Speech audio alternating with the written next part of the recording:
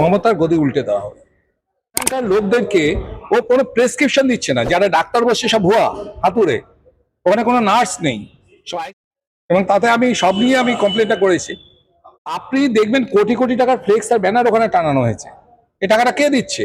আমি income tax ডিপার্টমেন্টকে চিঠি লিখেছি। এবং বেসিক্যালি একটা অশিক্ষিত লোক বলা যেতে পারে। বেসিক্যালি মমতা ব্যানার্জি তো ল ডিগ্রি যেটা বলেন ওইটাও তো ভুয়া। যার জন্য এসআইয়ের কাজটা দক্ষিণ চব্বিশ পরগনায় ভালো মতো হচ্ছে না, বিশেষত ডায়মন্ড হারবারে হচ্ছেই না।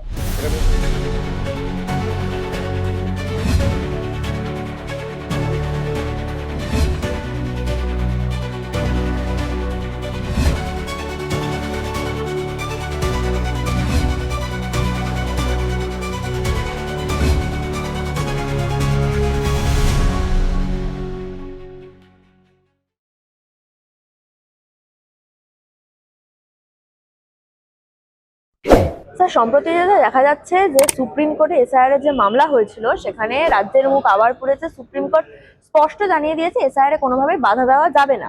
আজকে নন্দিনী চক্রবর্তী মুখ্য সচিব, ওনাকেও তলব করেছিল নির্বাচন কমিশন, বিভিন্ন অভিযোগ তার নামে যে নির্বাচন বিধি মানছেন না।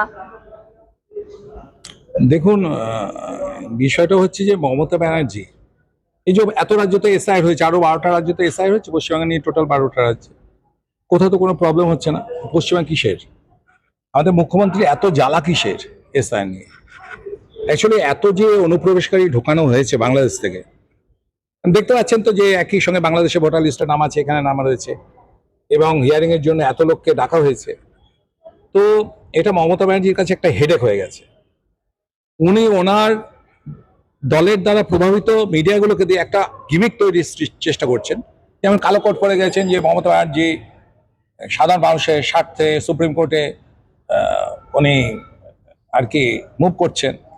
এটা আমি বিভিন্ন মিডিয়াগুলো হেডলাইনও করেছে।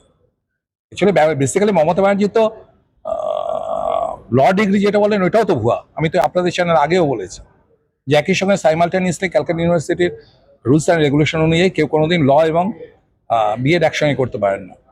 এবং ওই যোগেশচন্দ্র ল কলেজে যেটা ছিল ওই সময়, সেটা কেবলমাত্র যারা চাকুরিজীবী প্রার্থী তাদের জন্যই, একমাত্র চাকরিজীবী আর কি, তাদের জন্যই ল ডিগ্রিটা ছিল। তো উনি তো কোথাও চাকরি করতেন না, তাহলে উনি কি করে এটা লটা করলেন? সবকিছু সাপ্রেস করে, মানে ডক্টর ডিগ্রির মতনই এই ল ডিগ্রি এবং বিএড ডিগ্রি উনি করেছেন। এবং ন্যাচারালি সুপ্রিম কোর্টে আপনিও করতে পারেন, মুভ করতে পারেন যদি অনুমতি দেন বিচারপতি। এই যে মিডিয়াগুলো যে ওনাকে নিয়ে এত হাইলাইটস করছে, তো সুপ্রিম কোর্ট তো থেতলে দিয়েছেন ওনাকে যে কোনো রকম এখানে ইন্টারফেয়ার করা যাবে না, কোনো এসআইয়ের কাছে বাধা দেওয়া যাবে না। এবং এসআই যদি পরিপূর্ণভাবে কমপ্লিট হয়, আমি আগে বারবার বলছি 1 কোটির উপরে লোক বাদ যাবে মোরাললেস, কারণ 85,000 তো 85 লাখ তো অলরেডি বেশি আছেই।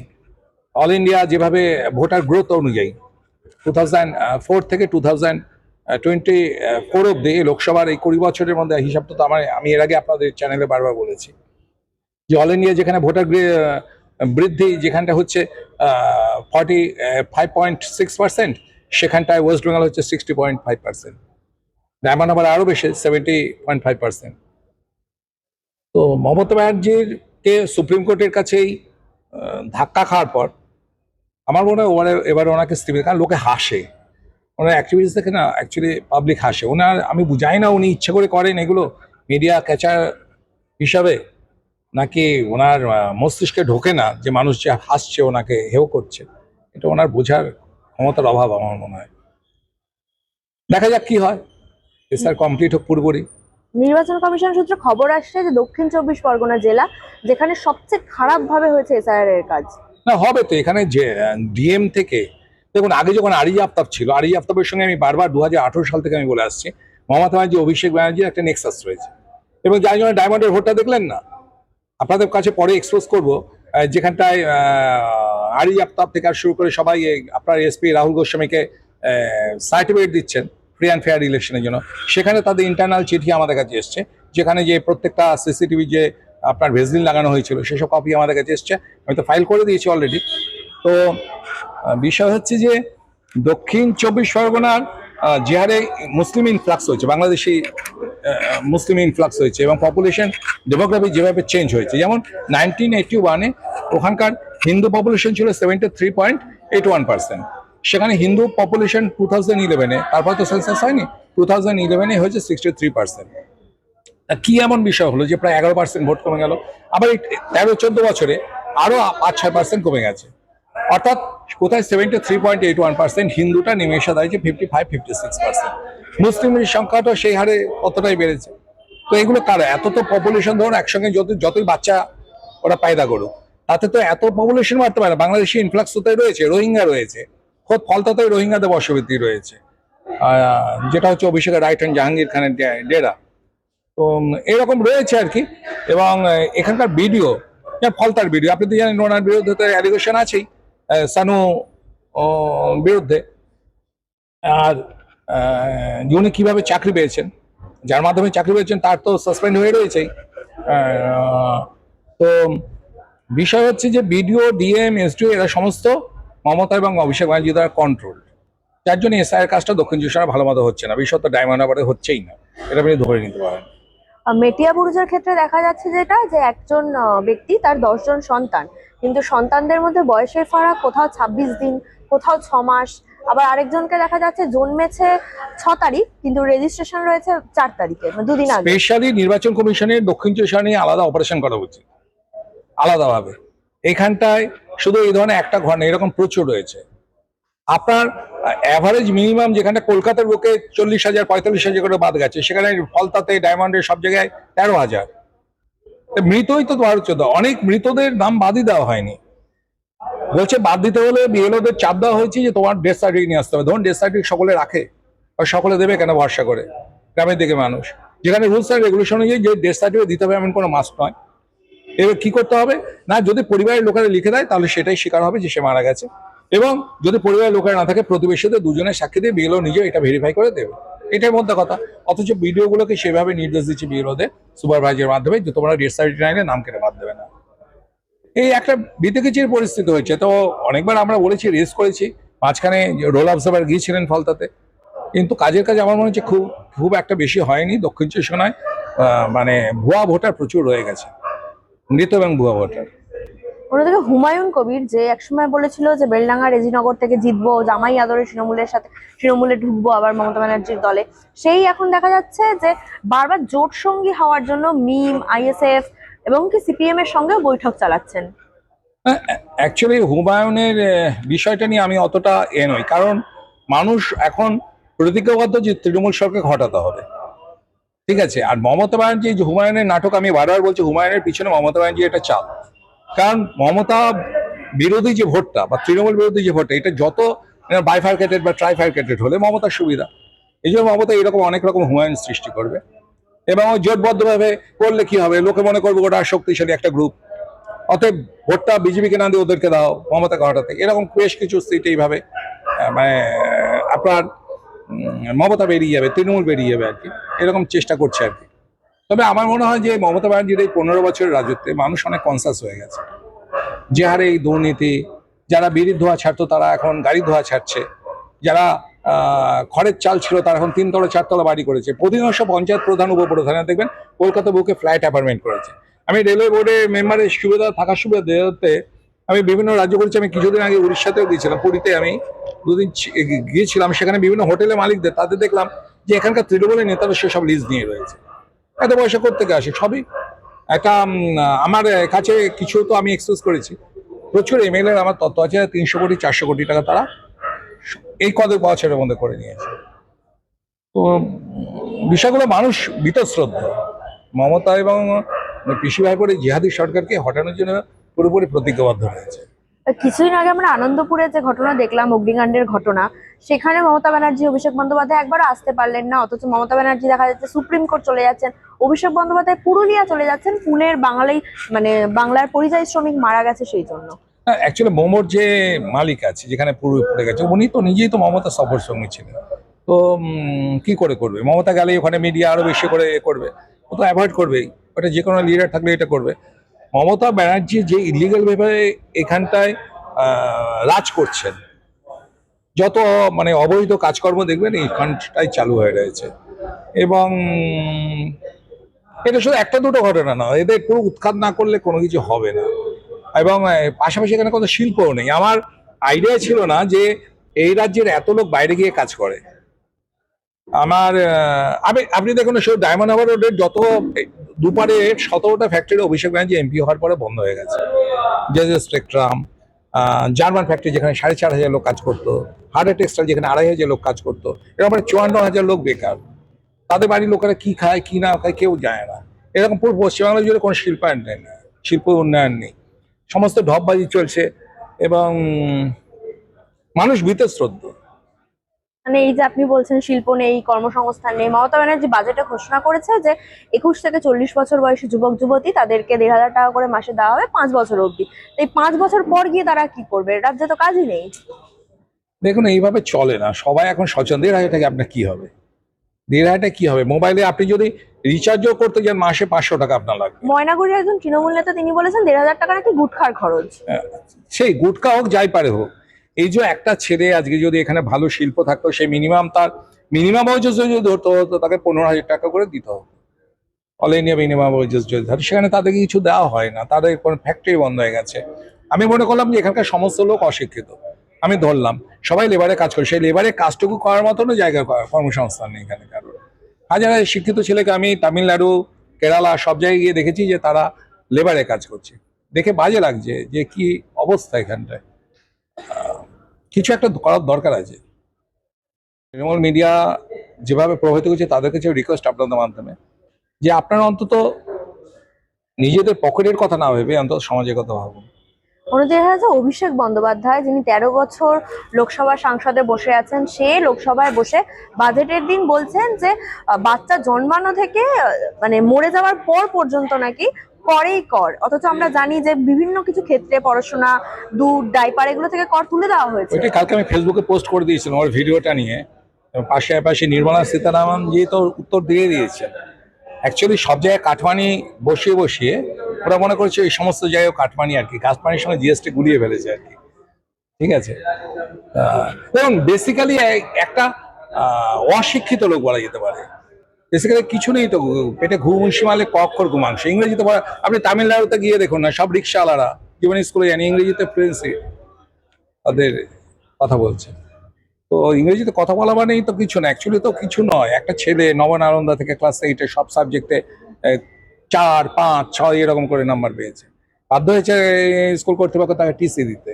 আর সে যদি পিসির দ্বারা সে যদি আজকে এমপি হয়ে যায় এবং সমস্ত সবাইকে হাত করে কিনে নিয়ে মুন্না মস্তান প্রশাসন এবং মানি এইসব দিয়ে, তো সেই মানে সে খুব উচ্চ একটা ব্যক্তি হলো, তার কথা অমৃতর মতো হবে এমন তো কোনো কথা নাই। বেসিক্যালি কিছু নেই, একটা ভুসি মাল। অভিষেক বন্দ্যোপাধ্যায় সেবাশ্রয় করে বেড়াচ্ছে জেলায় জেলায়, সেখানে বলছে যে প্রচুর মানুষের উপকার হচ্ছে। আপনি তাহলে বিষয়টা নিয়ে চেষ্টা করে দিলেন কেন? না, আমি তো কমপ্লেন তো করেছি। এই কারণে কমপ্লেন করেছি, দেখুন দক্ষিণ চব্বিশ পরগনা আমার নিজের জেলা, আমি এখানকার সন অফ দ্য সয়েল। দক্ষিণ চব্বিশ পরগনা অভিষেকের নয়, অভিষেক এখানকার নয়, ও তো জীবনটাই বাইরে কাটিয়েছে। তো এখানকার লোকদেরকে ও কোনো প্রেসক্রিপশন দিচ্ছে না। যারা ডাক্তার বসছে সব ভুয়া হাতুড়ে, ওখানে কোনো নার্স নেই, সব আইসিডিএস এর কর্মীগুলোকে জোর করে নার্স সাজিয়ে ওখানে রেখে দিয়েছে। এবং সবচেয়ে বড় কথা, পিএনডিটি অ্যাক্ট অনুযায়ী আপনার যে আলট্রাসোনোগ্রাফি জিওএসজি মেশিন, এটা আপনি যে কোনো জায়গায় নিয়ে যেতে পারেন না। সেই আইনকেও ভঙ্গ করে ইউএসজি মেশিন ওখানে ইউজ করেছে, ওকে অ্যারেস্ট করেছে তোর বিরুদ্ধে ক্রিমিনাল কেস করে। আমি বোঝাতে পারছি আপনাকে, কোনো অনুমতি ছাড়া ওখানে ইউএসজি মেশিন ওখানে ইউজ করা হয়েছে। ওখানটায় ডেট ফেল মানে আপনার প্রেসক্রিপশনে কোনো কিছু দেয়নি, কোনো ডাক্তারের নাম নেই, শুধু সাদা কাগজে ওষুধগুলোর নাম দিয়ে লিখে দিচ্ছে। এবং সে অনেক ওষুধ হচ্ছে আপনার এক্সপায়ারি ডেটের। মানুষ যেহেতু এখানে লেখাপড়া জানা কম লোক, যা দিচ্ছে। আর ভিড়ও তো হচ্ছে না কোনো, কোথায় সেবাশ্রয়ের কোথায় লোকের ভিড়। আপনি দেখবেন কোটি কোটি টাকার ফ্লেক্স আর ব্যানার ওখানে টানানো হয়েছে। এই টাকাটা কে দিচ্ছে? আমি ইনকাম ট্যাক্স ডিপার্টমেন্টকে চিঠি লিখেছি যে কোত্থেকে এত টাকা বসে এসছে, কে দিচ্ছে। ও তো ইলেকশনের সময় তো লিখেছে কোনো ইনকাম নেই, টাকাটা কে দিচ্ছে, কারা স্পন্সর আছে। তাদের বিরুদ্ধে তদন্ত করার জন্য আমি চিঠি করেছি ইনকাম ট্যাক্সকে, প্লাস আমি কমপ্লেনও করেছি স্বাস্থ্য মন্ত্রকে যে আইনকে ভঙ্গ করে কি করে ইউএসজি মেশিন ওখানে আনা হলো, কে পারমিশন দিয়েছিল। পিএম তো পারমিশন দেয়নি, পিএম পারমিশন দিতেই পারে না ওইভাবে কোনো অস্থায়ী ক্যাম্পে ওইভাবে ইউএসজি মেশিন ইউজ করা। হ্যাঁ, সেবাশ্রয় যদি এত মানুষের উপকার হয়ে থাকে তাহলে উনি নিজের চিকিৎসা করার জন্য না, বিদেশ যান কেন? উনি নিজে গেছেন, ওনার পরিবারকেও নিয়ে গেছেন, কিছু আগে মেয়েকেও নিয়ে গেছে। ওনার মেয়ে আমার মেয়ের মতনই, সেই জন্য আমি মেয়ের ব্যাপারে বলতে পারি না, সবাই তো নিজের সন্তানের। কিন্তু আমি প্রশ্ন হচ্ছে যে এইভাবে স্বাস্থ্যকে একটা ভড়কে দিয়ে মানুষকে তো ক্ষতি করে দিচ্ছ। অরিজিনাল যদি ডাক্তার থাকতো, অরিজিনাল যদি নার্স থাকতো, আমার কাছে সব প্রুফ আছে, ভিডিও আছে আমার কাছে সব, ওদের দলের লোকেরাই আমাকে পাঠিয়েছে, এবং তাতে আমি সব নিয়ে আমি কমপ্লেনটা করেছি। একদম শেষ প্রশ্ন, বাংলাদেশে আজকে 20 বছর পরে বিএনপি সরকার গঠন করতে চলেছে, সেখানে আমরা একটা ভালো মতো পরিবর্তন দেখতে পাচ্ছি। এই রাজ্যে সামনেই নির্বাচন, এই রাজ্যে কি এরকম কোনো পরিবর্তন আমরা দেখতে পাবো আগামী দিনে? এবং সেটা জনগণই বলবে।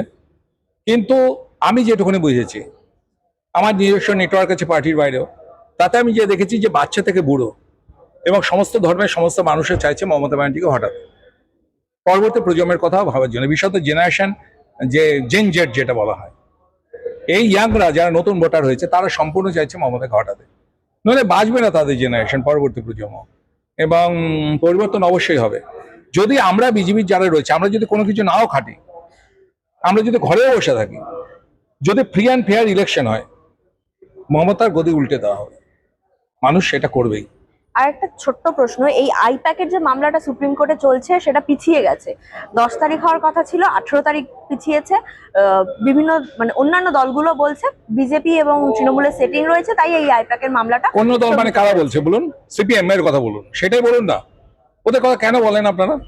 কোথায় রয়েছে, কোন পঞ্চায়েতে রয়েছে, কোন এমএলএ পদে আছে, কোন এমপি পদে আছে সিপিএম এর লোকেরা? মাইক্রোস্কোপে তো দেখতে পাবেন না। ওদেরকে গুরুত্ব দেওয়া আছে? এই যে টিভি মিডিয়া বিভিন্ন জায়গায় যে সিপিএম এর লোকদান একদম আনা উচিত না। ওদের জন্য 34 বছর ধরে আজকে এই দেশটার এই দুর্দশা। ওরাই কম্পিউটার ইউজ করতে দেয়নি, ওরাই ইংলিশকে তুলে দিয়েছিল। ওদের জন্য আমরা বাঙালি প্রজন্ম পুরো নিঃশেষ হয়ে গেছে, ওদের জন্য ইনফ্লাক্স শুরু হয়েছে। মমতা ব্যানার্জি তো কফিনের কবরটা শেষ পেরেকটুকু পুচ্ছে। এই অনুপ্রবেশটা শুরু হয়েছিল সিপিএম এর আমল থেকে। প্রচুর আন্দোলন, প্রচুর মুভমেন্ট করছে, সিপিএম এর সঙ্গে লড়ে আসা ছিল আমরা। তো বিষয়টা হচ্ছে, আপনাকে একটা উদাহরণ দিচ্ছি, যে সিপিএম এর বিজেপির সঙ্গে মমতাদের তৃণমূলের যোগাযোগ আছে না সিপিএম এর সঙ্গে মমতার যোগাযোগ আছে। অভিষেক ব্যানার্জির বিরুদ্ধে যখন কেসটা করা হয়, আমি নিজে সিপিএম এর টপ লিডারকে ফোন করেছি, আমি আইএসএফ কে ফোন করেছি, কারণ একটা শত্রুর বিরুদ্ধে যদি সত্যিকারে তাদের যারা থাকে তাদের সকলে একজোট হয়ে কেসটা করলে মুভমেন্টটা ভালো হয়। আইএসএফ কে করেছি, আমার ওই এ পার্টিকে, আর একটা পার্টি ছিল তাদেরকে, ইনসাফ পার্টিকে করেছি। ইনসাফ পার্টি কলিমুদ্দিন সে অ্যাডেড পার্টি হয়েছে, আইএসএফ এর মজনু অ্যাডেড পার্টি হয়েছে। সিপিএম কে বারবার বলে ওরা অ্যাডেড পার্টি তো দূরের কথা, আলাদা করে ফাইলও করেনি। আমি সব তথ্য ভিডিও সব ওদেরকে দিয়েছি, জিজ্ঞেস করবেন কেন করেনি। ওরা যদি এত তৃণমূলের বিরোধী হতো তাহলে কেন অভিষেক ব্যানার্জির বিরুদ্ধে কেন ইলেকশন পিটিশনটা করলো না? এখনো তো হতে পারে অ্যাডেড পার্টি, কেন হচ্ছে না? জিজ্ঞেস করুন না সুজন বাবুকে বা শ্রমিক বাবুকে। আমি বোঝাতে পারছি? ভাতের একটা চাল টিপলে যেমন বোঝা যায়, সেরকম বোঝা যায় যে বিজেপির সঙ্গে, এই সিপিএম এর সঙ্গে বিজেপির আতাত আছে না তৃণমূলের আতাত আছে। সিপিএম কে আপনি দেখুন, আপনাকে জাস্ট আমার যেখানে বাড়ি, যেখানে অভিষেকের যে এমপি অফিসটা, আমাকে চেক করার জন্য ওখানে তো একটা রাতারাতি বেকারি পুরি ওখানে বিল্ডিং করে ওইটাই তো অফিস করছে, যে লিপস বাউন্সের অফিস, যে বুথটাতে আমি এবার 119 ভোটে জিতেছি, এত ছাপ্পার পরেও। তো সেইখানটায় প্রত্যেকটা রাস্তাতে এখনো দেখবেন সিপিএম এর ফ্ল্যাগ টানানো, বিজেপির কোনো ফ্ল্যাগ টানাতে দেয় না। হঠাৎ সিপিএম কে ফ্ল্যাগ টানানোর জন্য সিপিএম যদি লোকও না থাকে, তৃণমূল লোক পাঠিয়ে পয়সা দিয়ে তাদের ফ্ল্যাগ গুলো টানানোর ব্যবস্থা করছে। এটা হচ্ছে ফ্যাক্ট, বাস্তব কথা। অসংখ্য ধন্যবাদ। जो अभी शुभेंदु जी बता रहे थे, फाइनेंशियल मैनेजमेंट में तो स्टेट गवर्नमेंट कोलैप्स हुई है। एडमिनिस्ट्रेटिव मैटर में अपने कर्मचारियों के खिलाफ स्टेट गवर्नमेंट, मानवीयता की दृष्टि से, मतलब किसी भी शासक को सबसे बड़ा चेहरा उसका कंपैशन का होना चाहिए, मानवीयता सबसे बड़ा गुण होना चाहिए। हमारे शुभेंदु जी को भी जहां आग लगी, 27 लोग मारे गए, लापता हुए, वहां कोर्ट ऑर्डर लेकर के जाना पड़ा, और माननीय मुख्यमंत्री जी तो अभी तक नहीं पहुंचे। 1,500 किलोमीटर दिल्ली चली गई, 15 किलोमीटर दूर नहीं गई। क्या पश्चिम बंगाल के गरीब मजदूरों को बेसहारा छोड़ना ये कोई शासन का मानवीय पक्ष है?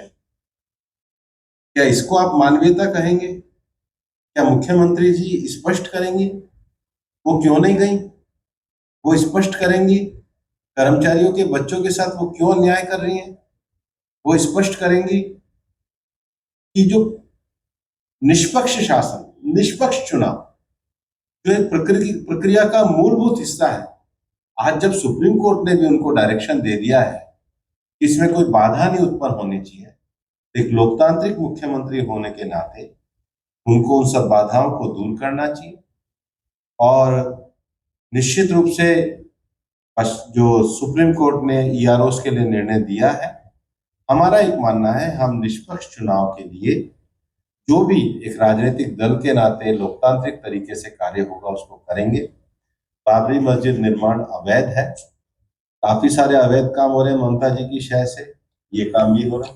मैं तो उसको बिल्कुल इलीगल मानता हूँ, अवैध मानता हूँ, और ये पूरी तरीके से ममता जी की अपीजमेंट पॉलिटिक्स है। सर एसआईआर के बारे में थोड़ा कहिए। एसआईआर के बारे में मैंने are you happy with the SIR as SIR process is going on in West Bengal? हम तो देश में लोकतंत्र में भाग लेने वाली पार्टी है, लोकतंत्र सफल हो वो हमारे लिए जरूरी है।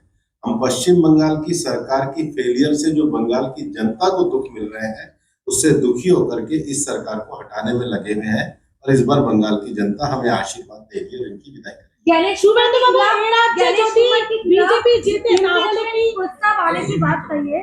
ममता बनर्जी ने गणेश कुमार के खिलाफ इम्पीचमेंट प्रस्ताव आने की बात की है और अभिषेक बनर्जी ने यस्टरडे वो बात कही थी। इनकी सब बेतुकी बातों का जवाब नहीं होता ना जीवन में, कुछ है ही नहीं। प्लीज শুভেন্দু বাবু 3000 টাকা করে যদি এ রাজ্যে বিজেপি জেতে তাহলে 3000 টাকা করে দেওয়া হবে বলে বিজেপি জানিয়েছে। এটা কি লক্ষ্মীর ভান্ডার হিসেবে সেই নামেই দেওয়া হবে নাকি নাম পরিবর্তন হবে? এটা সংকল্পপত্রে পরিষ্কার জানবেন। সংকল্পপত্র বিজেপি 70 পর্বে প্রসেস চলছে। পশ্চিমবাংলা 294টা বিধানসভা এবং 1000টি ভারতীয় জনতা পার্টির সাংগঠনিক মণ্ডলে সমস্ত প্রমিনেন্ট প্লেসে সংকল্পপত্রের বক্স রাখা আছে।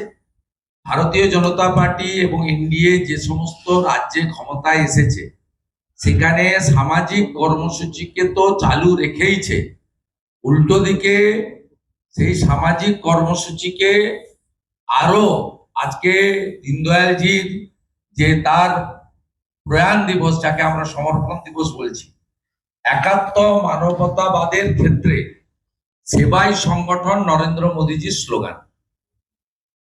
ভূপেনজি তার আলোচনায় লাডলি বহিন, লাডলি लड़का लड़की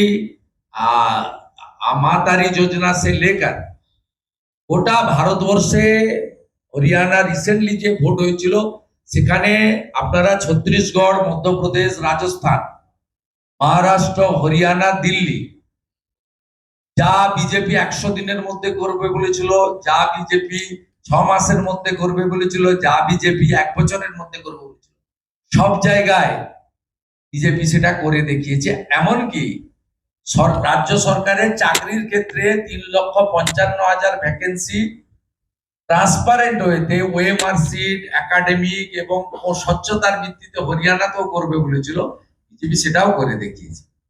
আয়ুষ্মান ভারত 3টে জায়গায় চালু ছিল না, এক উড়িষ্যাতে, যেখানে পদ্ম ফুটেছে, সাথে সাথে আয়ুষ্মান ভারত চালু হয়েছে। দিল্লিতে চালু করতে দেয়নি মিস্টার কেজরিওয়াল, মমতা ব্যানার্জির ভাই, সেখানেও বিজেপি এসেছে, আয়ুষ্মান ভারত চালু হয়েছে, আর বাকি আছে অনলি ওয়েস্ট বেঙ্গল। অতএব বিজেপি তার কমিটমেন্ট সব জায়গায় সংকল্পপত্রে রাখে, এখানেও রাখবে, এবং যে যে রাজ্যে যে যে সামাজিক প্রকল্প চলে আসছে কোথাও কাটেল তো হয়নি, উল্টো দিকে তাদের সামাজিক সুরক্ষা প্রকল্পে অনেক বেশি করে প্রোটেকশন দেওয়া হয়েছে। এটা আপনাদের বেশি দিন ওয়েট করতে হবে না, time is knocking the door. সংকল্পপত্র ন্যাশনাল লিডাররা আমাদেরকে রেখে, স্টেট লিডারশিপকে রেখে পাবলিককে করবে। আপনাদের যা যা সাজেশন আছে ফ্রম মিডিয়া, ফ্রম জার্নালিস্ট, আপনাদের যা যা সাজেশন আছে, কারণ বিজেপি এখন পার্টির সাজেশন নিয়ে করছে না, জনগণের সাজেশন নিয়ে করছে। You are the very important opinion maker of the state, you know the ground reality. আপনাদের জার্নালিস্ট বন্ধুদের এবং আমাদের মিডিয়া অর্গানাইজেশনের যে কোনো সাজেশন আপনারা আমাদের যে কোনো ড্রপ বক্সে দিন। আমাদের mister Tapas Roy, mister doctor Ashok লাহিড়ীর নেতৃত্বে যে টিম আছে তারা অত্যন্ত গুরুত্ব সহকারে আপনাদের সাজেশন গুলো বিবেচনা করে। আমি একটা ইনফরমেশন মিস্টার ভূপেনজির অনুমতি নিয়ে দিই। বেলডাঙ্গার দাঙ্গা নিয়ে আপনারা জানেন কিভাবে মুর্শিদাবাদকে বারে বারে ডিস্টার্ব করা হয়েছে। আমরা অ্যাপ্লিকেশন দিয়েছিলাম কলকাতা হাইকোর্টে। কলকাতা হাইকোর্ট বলেছিল যদি সেন্ট্রাল গভর্নমেন্ট মনে করে এটা এনআইএ ইনভেস্টিগেশন হতে পারে। এটা কোনো পলিটিক্যাল ক্লাস ছিল না। রাজমার্গকে 3 দিন ধরে আটকে, রেল মার্গকে আটকে ওখানে হয়েছে। এমনকি media person, lady sister media person তারাও আক্রান্ত হয়েছিল। আপনারা জানেন এনআইএ কেসটা নিতে চেয়েছিল, যেহেতু Murshidabad border district, PFI SIMI ওখানে অ্যাক্টিভ আছে, anti national organisation. State government দাঙ্গাবাজদের পক্ষে, অ্যান্টি ন্যাশনাল ফোর্সের পক্ষে সুপ্রিম কোর্টে এসএলপি ফাইল করেছিল। আজকে একটু আগে তার হিয়ারিং হয়েছে। Supreme Court state government SLP accept করেনি, বলেছে back to the Calcutta High Court. Just judgement এসেছে। যেহেতু আমি পিটিশনার ছিলাম এলওপি হিসেবে ধুলিয়ান সাবসেরগঞ্জ থেকে, এটা তার কন্টিনিউশন পিটিশন ছিল। সুপ্রিম কোর্ট এসএলপি এন্টারটেইন করেনি, বলেছে আপনাদের যা বলার আপনারা কলকাতা হাইকোর্টে বলুন, আমরা এখানে এন্টারটেইন করবো না। This is a good achievement. এই মানে একটা ভালো খবর ছিল, ডেভেলপমেন্ট ছিল, সেটা আমি আপনাদের